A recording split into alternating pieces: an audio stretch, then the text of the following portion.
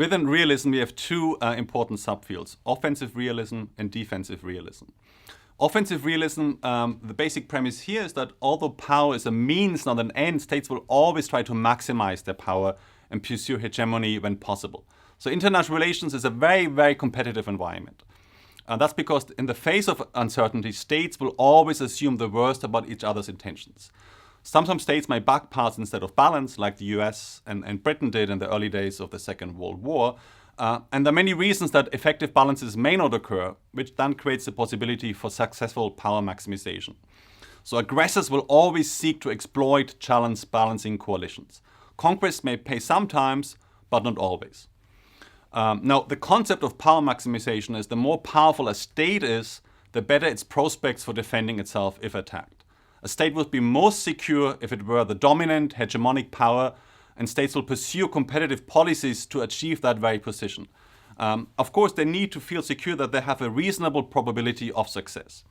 Now, here it's important to highlight that this is means, not an end, because it's all about survival. That's the most important aspect. It's all about survival. Now, defensive realism, on the other hand, looks very much in international structures.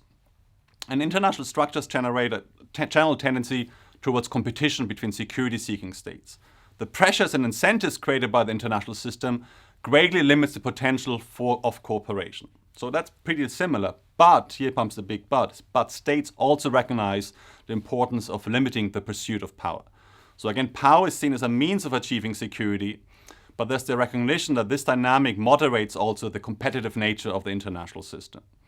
Now, what's the central inference here of defensive realism?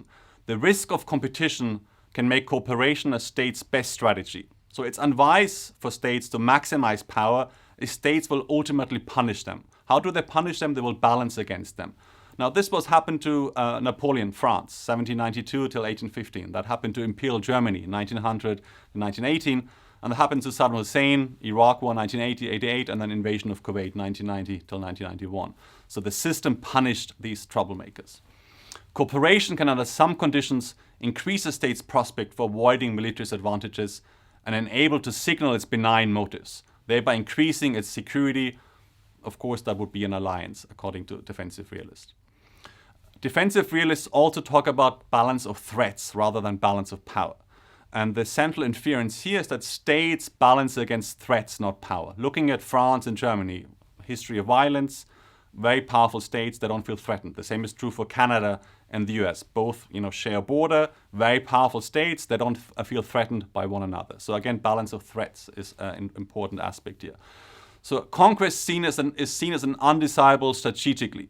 It gets you very few benefits and it gets you lots of trouble. Again, a historical example would be Otto von Bismarck, a Prussian statesman. He put a brake on German expansion after victories in Austria and Prussia between 1866 and 1871. He knew when enough was enough. States, however, do misevaluate the international environment they face because the militaries have a very biased view of the feasibility of offensive military missions.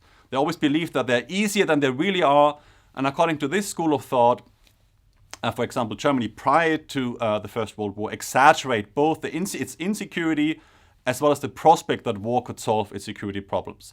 They had this cult of the offensive, and that ultimately led German leaders to exaggerate the feasibility of strategic offensive missions and ultimately lost them at the First World War.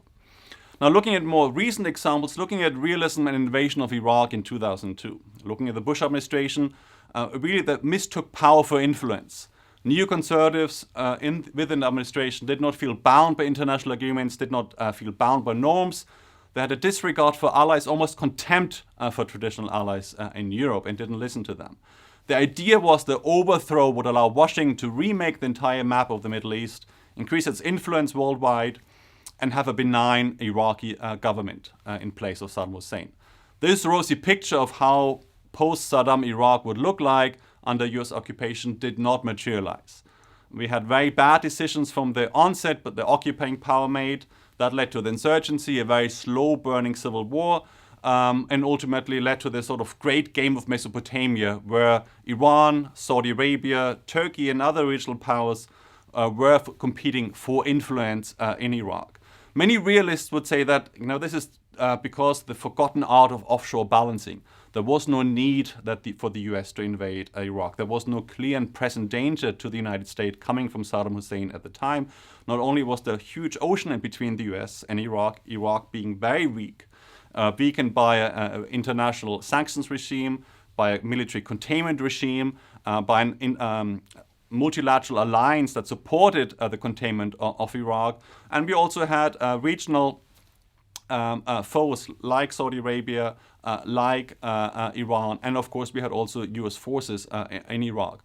So the forgotten art of offshore balancing, like realists would say, that we could make sure that these troublemakers don't cause any mischief from afar. We don't need to allocate lots of blood and treasure and engage in some sort of political engineering, invade states and try to change the political system.